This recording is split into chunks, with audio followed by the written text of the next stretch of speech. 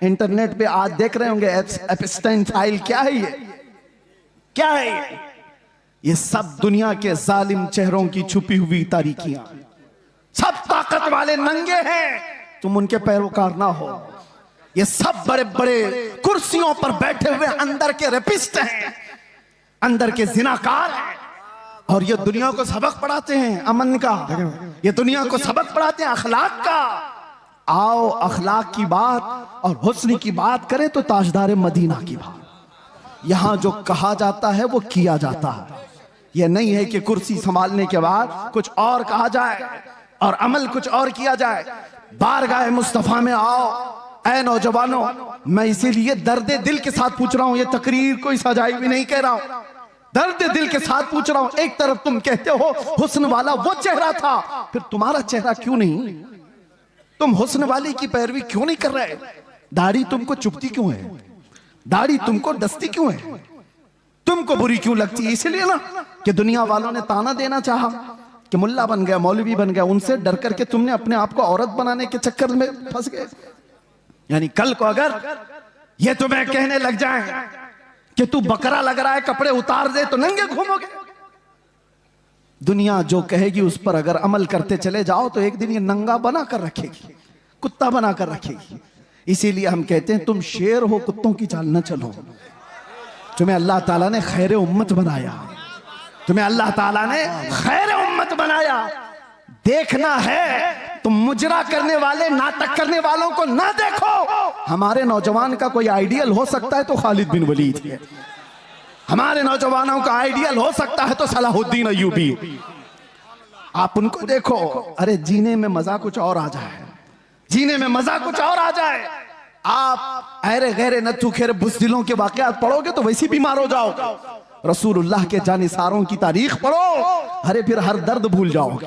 आपको मैं बताऊं, एक बात मैं आपको बताऊं, 15-20 साल तक नशा दे देकर दुनिया ने इस कौम को सुलाने की कोशिश की। माल का भी नशा होता है, हुस्न का भी नशा होता है, मनसब का भी नशा होता है। ये सारे नशों में मुब्तला करके अरबों को सुलाया।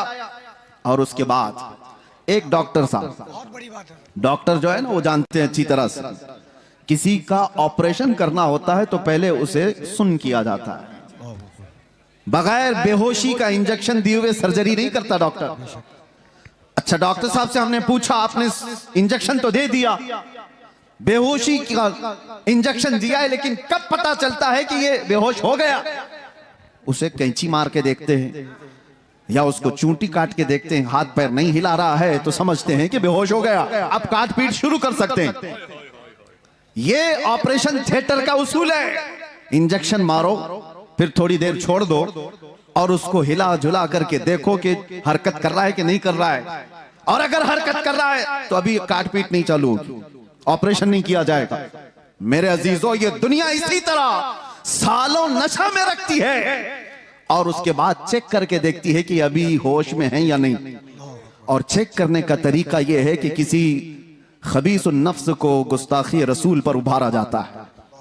नबी पाक सल्लल्लाहु अलैहि वसल्लम की शान में कोई गुस्ताखी करता है, वो इसीलिए कराया जाता है कि कौम मुस्लिम उम्मत मोहम्मदिया को देखें कि अभी ये होश में है कि मदहोश हो गए, हाथ पैर हिला रहे, आवाजें आ रही या सो गए।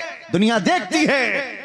मैं और आलम की बात तो नहीं कहता, लेकिन मुझे फख्र है हिंदुस्तानी होने पर कि अल्हम्दुलिल्लाह यहाँ के बच्चे, यहाँ के मोहल्ले, यहाँ की आबादियां, इन्होंने नशा तो बहुत खिलाया है, लेकिन जब कभी किसी कुत्ते ने भौंका तो हर मोहल्ला खड़ा हो गया था, हर आबादी खड़ी नजर आई।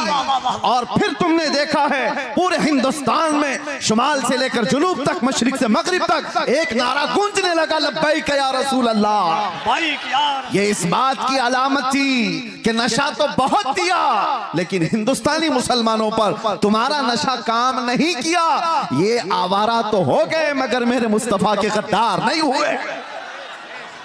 मैंने गमों की रातें देखी हैं, अंधेरियों में अपनी माँ को नहीं पुकार सकते, बाप को नहीं पुकार सकते। हमें यकीन है कि हमारी आवाजें दीवार के बाहर तक भी नहीं जा सकती, लेकिन इतना दिल में एहसास था, चाहे 70 कोठरियों में बंद हो, आवाज मदीने तक तो जरूर जाएगी। ये यकीन था पुख्ता। और उस वक्त यही तलब थी जो ये कह रहे थे जब वो बेहिजाब हो गए, खार भी गुलाब हो गए, जो कांटे थे वो गुलाब बन गए। हम जैसे निकम्मों को किसने ये शोहरत दी है? ये हम जैसे नाहंजार लोगों को किसने ये मकाम दिया है कि लोग देखने के लिए खड़े हो जाएं?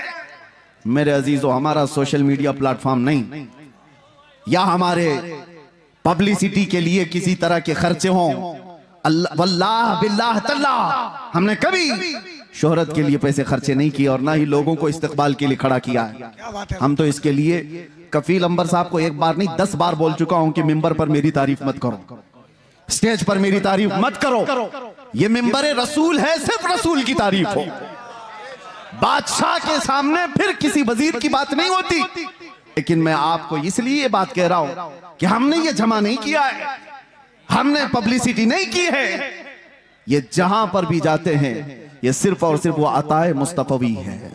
नबी कौनैन सल्लल्लाहु तआला अलैहि वसल्लम की अताएं हमने देखी हैं कि जब हम फकीरी में हो, गुर्बत में हो और फिर ये पुकारें कि आका नजरे करम हो जाए, तो फिर मामला वही होता आता है फकीरों पे उन्हें प्यार कुछ ऐसा, खुद भीख दें और खुद कहें मंगते का भला। जब वो बेहिजाब हो गए, खार भी गुलाब हो गए। ऐ नौजवानों, नशा अगर तुम्हारे मोहल्लों में आया है तो इसी शेर पर मैं गुफ्तगू कर दूं, इसी शेर पर मैं अपनी गुफ्तगू तमाम कर दूं। अगर तुमने चरस, गांजा, अफयून, कोकेन को करीब से देखा हो या आवारा लोगों ने तुम तक ये माल पहुंचाया हो, तो ये वो धतूरा है जिसको इस्तेमाल करने के बाद इंसान अपनी माँ और बेटी और बीवी में फर्क नहीं महसूस कर पाता। वो अपनी बेटी और बीवी में फर्क नहीं कर पाता। जमीन और आसमान उसे पता नहीं, हराम, हलाल, कुफ्र, शिर्क और ईमान में कोई इम्तियाज बाकी नहीं रख पाता। उस धतूरे नशे में क्यों पड़ते हो? नशा करना ही है तो इश्क़ मोहम्मदी का नशा है। आओ एक तड़प आज यहां से ले चलो, एक तलब लेकर के जाओ। आज इस जलसे में आए हो, ताजदार मदीना सल्लल्लाहु तआला अलैहि वसल्लम की इस महफिल में आए हो। बहुत मांगा होगा तुमने अल्लाह करीम की बारगाह में, औलाद भी मांगी होगी, तिजारत भी मांगी होगी, और तुमने अपने घर बार के बीमारों की शिफा मांगी होगी। कौन ऐसा मोमिन है जो दुआओं से दूर रहता है? कुछ न कुछ रोज मांगता है। लेकिन क्या ही अच्छा होता वो मांगते जो शहजादा आला हजरत ने मांगा था। क्या मांगा था मुफ्ती आजम ने? यूं मांगा था, कुछ ऐसा कर दे मेरे किरदिगार आंखों में, हमेशा नक्श रहे रूए यार आंखों में। उन्हें न देखा तो किस काम की है ये आंखें कि देखने की है सारी बहार आंखों में। ये तलब लेकर के जाओ, ये तड़प यहां से लेकर के जाओ कि अल्लाह, अगर जिंदगी के चंद अय्याम मेरे बाकी हैं तो इन खीरा निगाहों ने, इन आंखों ने दुनिया की रंगीनियां बहुत देखी हैं, दुनिया की रानाइयों से ये ओप चुकी हैं। मौला अब इन रंगों को खत्म कर और जमाले मुस्तफा अता करते, इन आंखों को दीदारे मुस्तफा की तड़प दे दो। मेरे अजीजों, फिर होता यह है कि ये लज्जत ऐसी जिंदगी में तुम्हारे इनकलाब लाती है कि ऐरा गैरा नत्थु खेरा किसी को तुम्हारे आंखों में जचने की हिम्मत भी नहीं होगी, किसी की तरफ तुम्हारी नजरें नहीं उठेगी। दीदारे मुस्तफा की तलब ही ऐसी है कि दो आलम से करती है बेगाना दिल को। अजब चीज है लज्जत आशनाई। और इसी को फाजिल बरेलवी ने कहा था, इमाम इश्क व मोहब्बत की बारगाह में किसी शख्स ने गुलाब लाकर तोहफे में पेश किया। गुलाब, हमें भी गुलाब दिए जाते हैं, लेकिन एक आशिक के सादिक कैसा होता है? गुलाब लिया और कहा ये तो वो गुलाब है, सुबह खिलता है शाम में मुरझा जाता है।